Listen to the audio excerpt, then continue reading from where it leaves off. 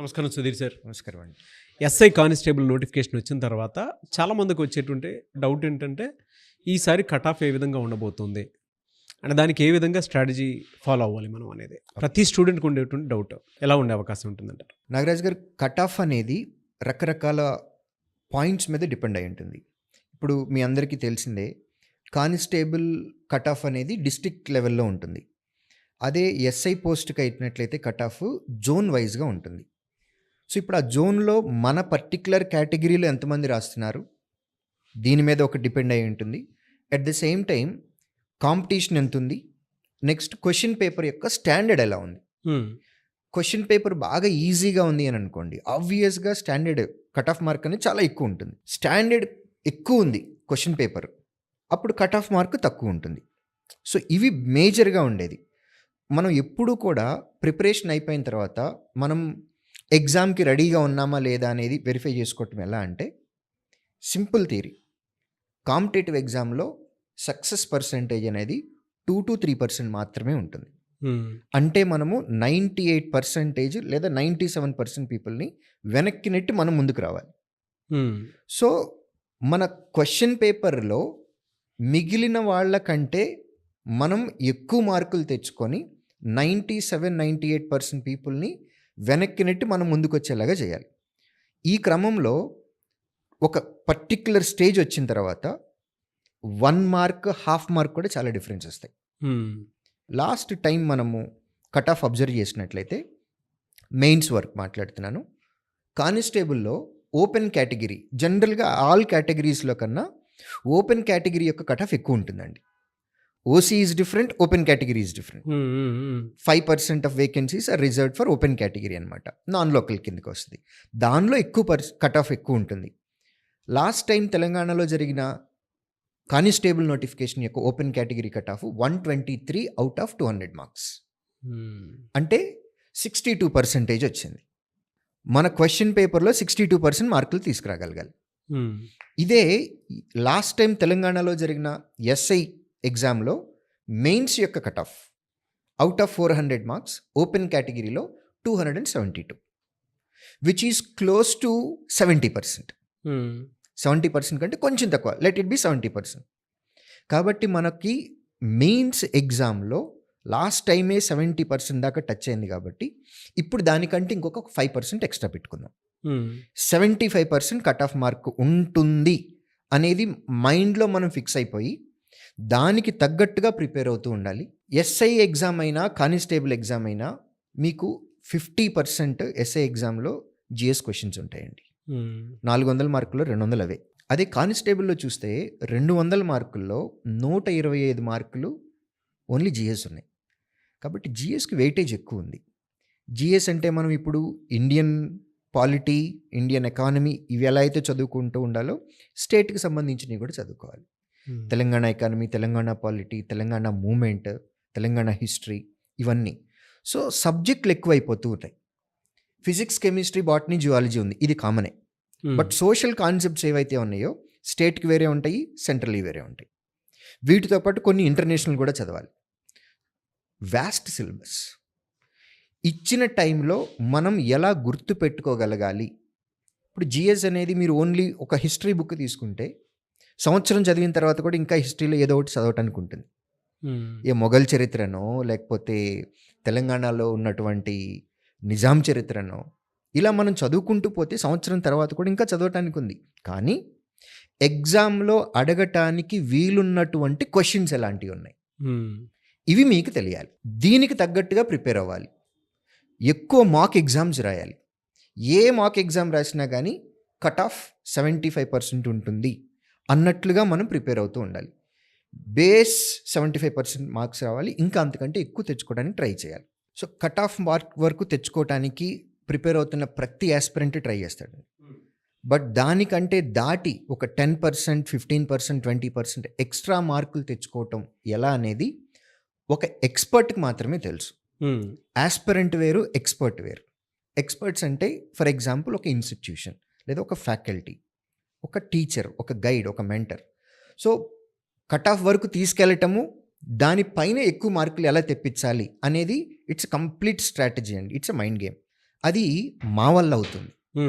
So ఎవరైతే aspirants ఉన్నారో expecting 25 lakh or 20 lakh people to apply SI constable notification, దీనిలో ఫైనల్గా 7,700లో ఉండాలి అని అంటే ఒక ఎక్స్పర్ట్ ఒక స్ట్రాటజీ తోటి వెళ్ళి ఏ మెటీరియల్ తీసుకోవాలి, ఎంత డెప్త్ వరకు వెళ్ళాలి, ఇచ్చిన టైంలో క్వశ్చన్ సాల్వ్ చేయాలి అని అంటే ఎటువంటి షార్ట్కట్ టెక్నిక్స్ వాడాలి, మేజర్గా జిఎస్ని ఎలా హ్యాండిల్ చేయాలి.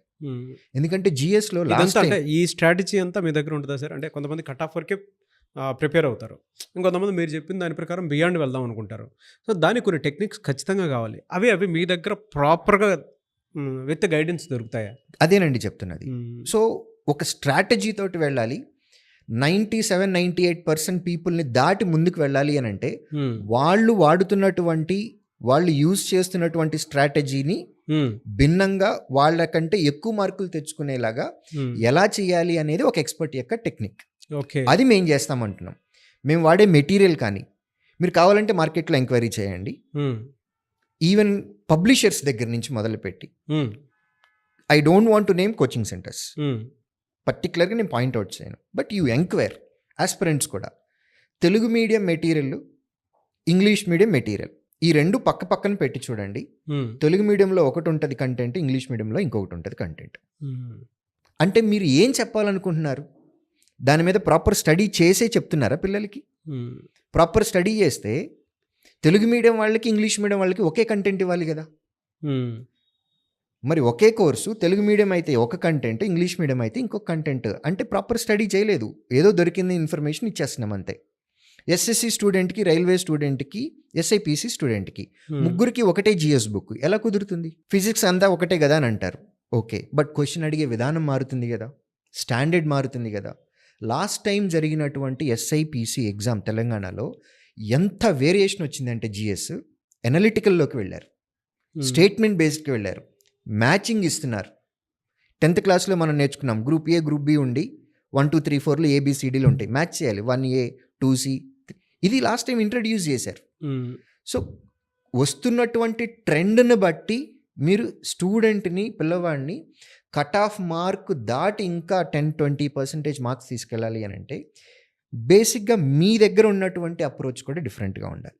ఓకే, సో ఫ్యాకల్టీ యూజ్ చేసే మెథడాలజీ డిఫరెంట్గా ఉండాలి, వాళ్ళ స్ట్రాటజీ డిఫరెంట్గా ఉండాలి.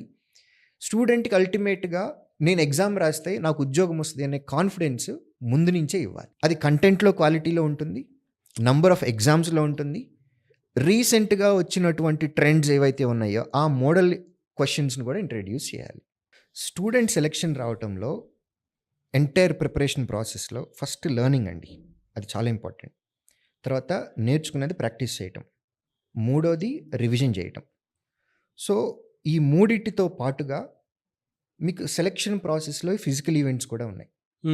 ఆ ఈవెంట్స్ని నెగ్లెక్ట్ చేస్తూ ఉంటారు చాలామంది. మేము మాత్రం మా దగ్గర ఒక ఫుల్ టైం ట్రైనర్ని పెట్టుకొని డే 1 నుంచే ఎవ్రీడే మార్నింగ్ 5 o'clock నుంచి 6:30 వరకు ఈవెంట్స్ చేపిస్తాం. ఓకే, అది బిగినింగ్ నుంచే ఉండాలి. ఈవెంట్స్ దగ్గర నుంచి మొదలుపెట్టి కంటెంట్ యొక్క క్వాలిటీ, రీసెంట్ ట్రెండ్లో వస్తున్నటువంటి చేంజెస్. ఇది ఓన్లీ లాస్ట్ టైం జరిగినటువంటి ఎస్ఐపిసి ఎగ్జామే కాదండి, టీజీపీఎస్సీ పెడుతున్నటువంటి ఎగ్జామ్స్ ఏవైతే ఉన్నాయో వాటిల్లోంచి కూడా తీసుకోవాలి ఇప్పుడు మనం. సో లాస్ట్ టైం జరిగిన చేంజ్ మళ్ళీ ఇప్పుడు కంటే మధ్యలో 3 సంవత్సరాల గ్యాప్ ఉంది. అవును.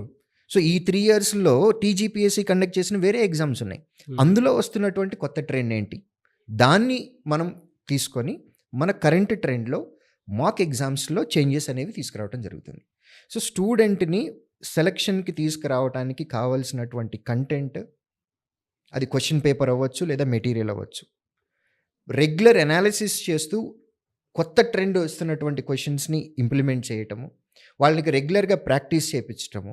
అది ప్రాక్టీస్, క్వశ్చన్ పేపర్స్, కంటెంట్తో పాటుగా ఈవెంట్స్ కూడా చాలా చాలా ఇంపార్టెంట్ అండి. లాస్ట్ టైం జరిగినటువంటి ఎస్ఐ కానిస్టేబుల్ ఎగ్జామ్లో లాంగ్ జంప్ క్వాలిఫై అవ్వక 3 లక్షల మంది డిస్క్వాలిఫై అయ్యారు, 3 lakh. సో ఈవెంట్స్ కూడా ఇంపార్టెంట్, అందుకనే మేము ఆ పాయింట్ని కూడా ఇంజెక్ట్ చేస్తూ ఎవ్రీడే మార్నింగ్ 5 o'clock నుంచి 6:30 వరకు ఈవెంట్స్ దగ్గర నుంచి మొదలు పెడుతున్నాం.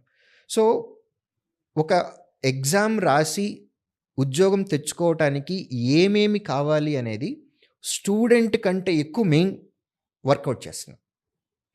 సో బ్లైండ్గా నమ్మి మీరు కష్టపడి ఇష్టంతో నోటిఫికేషన్ ఎగ్జామ్ అంతా అయ్యేంత వరకు మా బాడీని మా మనసుని మొత్తం మీకు అప్పచెప్తాము. ఫిజికల్ ఈవెంట్స్కి వెళ్ళి వర్కౌట్ చేయాలి, క్లాస్ రూమ్కి రావాలి, మైండ్ పెట్టి చదవాలి. ఎగ్జామ్ అయ్యేంత వరకు మీ టైం మాకు ఇవ్వండి.